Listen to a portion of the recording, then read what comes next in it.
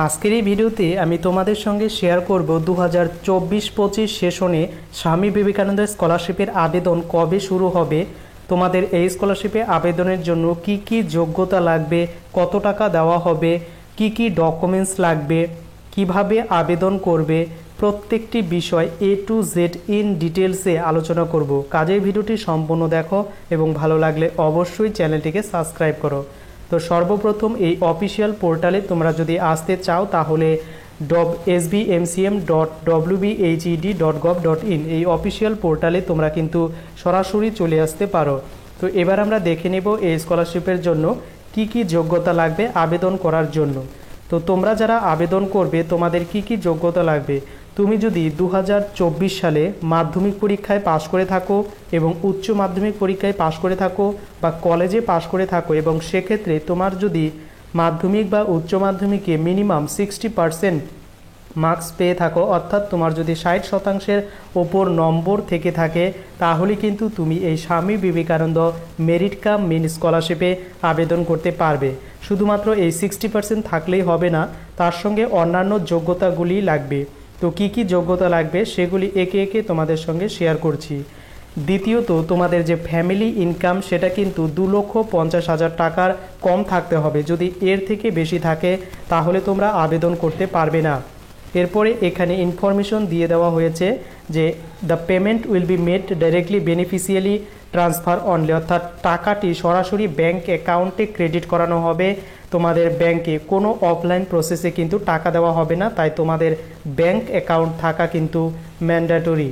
এবং এখানে অনলাইনে অ্যাপ্লিকেশন করার পর কোথাও কিন্তু হার্ড কপি তোমাদের জমা দিতে হবে না, অর্থাৎ অ্যাপ্লিকেশন।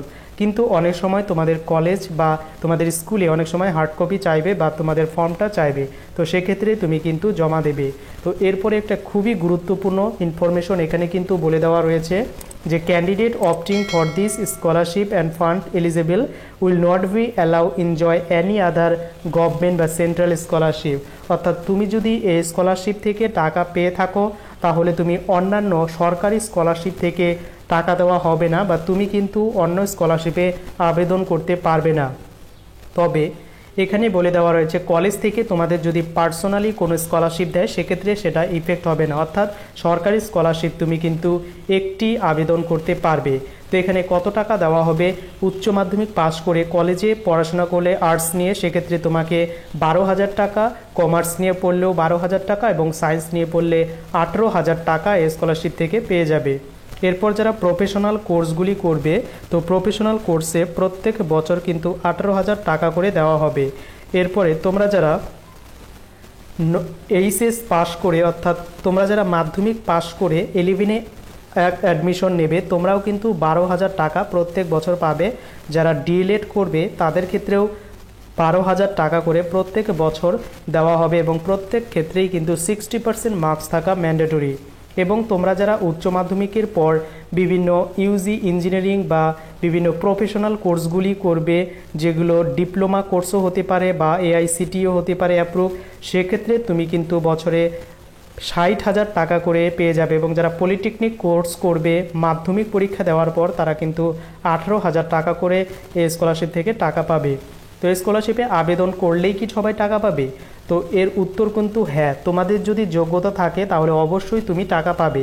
কারণ এখানে বলে দেওয়া রয়েছে তোমাদের কি কি চেক করা হবে। প্রথমত তোমাদের যে ফ্যামিলি ইনকাম সেটা কম আছে কিনা, এবং দ্বিতীয়ত তোমাদের যে মার্কশিট রয়েছে এবং তুমি অন্যান্য স্কলারশিপে আবেদন করেছো কিনা সেই বিষয়গুলি কিন্তু তারা খুঁটিয়ে দেখবেন। তারপর কিন্তু তোমাকে স্কলারশিপটি দিয়ে দেওয়া হবে। তো এরপরে দেখে নেব এই স্কলারশিপে আবেদনের জন্য কোন কোন ডকুমেন্টস তোমাদের লাগবে। এই স্কলারশিপে আবেদন করার জন্য তুমি যদি মাধ্যমিক পরীক্ষায় পাশ করে থাকো তাহলে মাধ্যমিকের বোথ সাইড এখানে আপলোড করতে হবে, অর্থাৎ এক সাইড আপলোড করলে হবে না, তোমাকে যখন অনলাইনে অ্যাপ্লিকেশন হবে তোমার বোথ সাইড আপলোড করতে হবে। দ্বিতীয়ত, তুমি লাস্ট যে এক্সামে পাশ করেছো যদি উচ্চ মাধ্যমিক হয়ে থাকে তাহলে উচ্চ মাধ্যমিকের কিন্তু বোথ সাইড মার্কশিট কিন্তু আপলোড করতে হবে। তৃতীয়ত, তোমাদের অ্যাডমিশন রিসিপ্ট কপি লাগবে এবং তোমাদের ইনকাম সার্টিফিকেট লাগবে ফ্যামিলির, এবং কন্যাশ্রী ক্যান্ডিডেটদের কিন্তু লাগবে না। তো এক্ষেত্রে ইনকাম সার্টিফিকেট তোমাদের কিন্তু সেখান থেকে আনলে হবে না, তোমাদের কিন্তু বিডিও ইনকাম লাগবে বা এসডিও ইনকাম লাগবে। এরপরে তোমাদের কিন্তু ডোমিসিয়াল সার্টিফিকেট হিসেবে তোমার আধার কার্ড বা যে কোনো ডকুমেন্টস এখানে শো করাতে পারো। এরপর তোমার ব্যাংকের প্রথম পাতা যেটা আছে সেটা কিন্তু লাগবে। এবার বলবো যে স্বামী বিবেকানন্দের স্কলারশিপ 2024-25 সেশনে কবে শুরু হবে। তো এখনও কিন্তু স্বামী বিবেকানন্দের স্কলারশিপ থেকে কোনো ইনফরমেশন নেই, তবে প্রিভিয়াস ইয়ারে যেটা বোঝা যায় যে প্রত্যেক বছর যখন কলেজে অ্যাডমিশন এবং স্কুলের অ্যাডমিশন প্রসেস শেষ হয় তারপরেই কিন্তু স্বামী বিবেকানন্দের স্কলারশিপের আবেদন প্রসেস শুরু হয়। কারণ মাঝখান থেকে হঠাৎ করেই যদি স্বামী বিবেকানন্দের স্কলারশিপের আবেদন শুরু হয় তাহলে অনেক ক্যান্ডিডেট অনেকেই কিন্তু আবেদন করতে পারে না এবং অ্যাডমিশন প্রসেস শেষ হবে তারপর কিন্তু আবেদন শুরু হয়। তবে তোমরা ধরে নিতে পারো আগস্ট বা সেপ্টেম্বর মাসে কিন্তু শুরু হওয়ার সম্ভাবনা রয়েছে।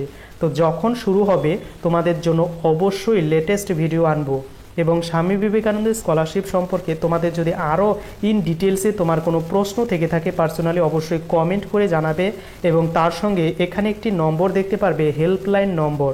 তোমরা এই হেল্পলাইন নম্বরে যখন তখন ফোন করে কিন্তু জেনে নিতে পারো তোমার যদি কোনো পার্সোনাল কোশ্চেন থেকে থাকে। তো এই পর্যন্ত ছিল স্বামী বিবেকানন্দের স্কলারশিপ রিলেটেড ভিডিও। তো ভিডিওটি কেমন লাগলো অবশ্যই কমেন্ট করে জানাতে ভুলো না।